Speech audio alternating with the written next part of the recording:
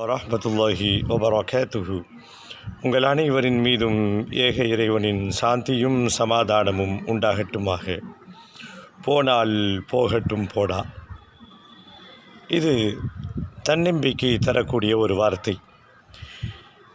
இது தமிழ் மொழியில் இதை உச்சரிக்கின்ற பொழுது ஏதோ கொஞ்சம் முரடாக ஒரு நாகரீகமற்ற பேச்சாக தென்படுவதைப் போல இருந்தாலும் கூட இந்த ஒற்றை வரிக்கு பின்னால் இருக்கக்கூடிய தன்னம்பிக்கை வார்த்தைகள் நமக்கு தேவை. வார்த்தை தான் கொஞ்சம் போடா அப்படின்னு கொஞ்சம் நாகரிகம் இல்லாத மாதிரி தெரியுமே தவிர, இதற்கு பின்னால் இருக்கக்கூடிய தன்னம்பிக்கை புகட்டக்கூடிய பாடங்கள் ஏராளம். அதை இஸ்லாமிய கண்ணோட்டத்தோடு நாம் குடைத்து சில செய்திகளை பார்க்க இருக்கிறோம். அல் குர்ஆனினுடைய தகவலோடு இந்த வார்த்தையை குடைத்து சில செய்திகளை தன்னம்பிக்கைக்கு தரவிருக்கிறேன் இன்ஷா அல்லாஹ். இந்த வார்த்தை என்ன செய்தியை சொல்லுகிறது? நடந்து போனது நடந்து போவையாக இருக்கட்டும்.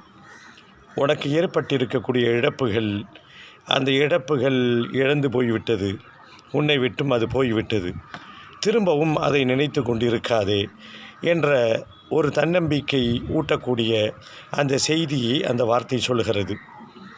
இதை குர்ஆன் வடிவிலே நாம் பார்க்க வேண்டும் என்று சொன்னால் ஏராளமான தன்னம்பிக்கை ஊட்டக்கூடிய சொற்கள் குர்ஆன் நிறைந்து காணப்படுகிறது. இறை நம்பிக்கை இந்த தன்னம்பிக்கைக்கு பக்கபலமாக பல செய்திகளை, பல உள்வாங்கும் சிந்தனைகளை நமக்கு குர்ஆன் போதிக்கிறது. போய்விட்டது, கடந்து விட்டது, உன்னை விட்டும் இழந்து விட்டது, இதை நினைத்து வருத்தப்படுவதினால் என்னவாகப் போகிறது? திரும்பவும் அது கிடைக்குமா? முடிந்தது. அப்போ அடுத்த கட்டத்தை நோக்கி நாம் நகர வேண்டும் என்று சொன்னால் முடிந்து போனதை பற்றி நாம் கவலைப்பட்டு கொண்டே இருக்கக்கூடாது. இஸ்லாம், அல் குர்ஆன் நெடுங்க இந்த தன்னம்பிக்கை ஊட்டக்கூடிய வார்த்தைகள் ஏராளம். உலக அளவில் ஒரு ஆய்வு செய்தார்கள். அந்த ஆய்வினுடைய வெளிப்பாடு இஸ்லாத்தினுடைய மகத்துவத்தை உலகத்திற்கு உணர்த்தியது.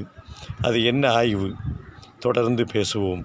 புரிந்து கொள்வதற்கு இறைவன் அருள் புரிவானாக.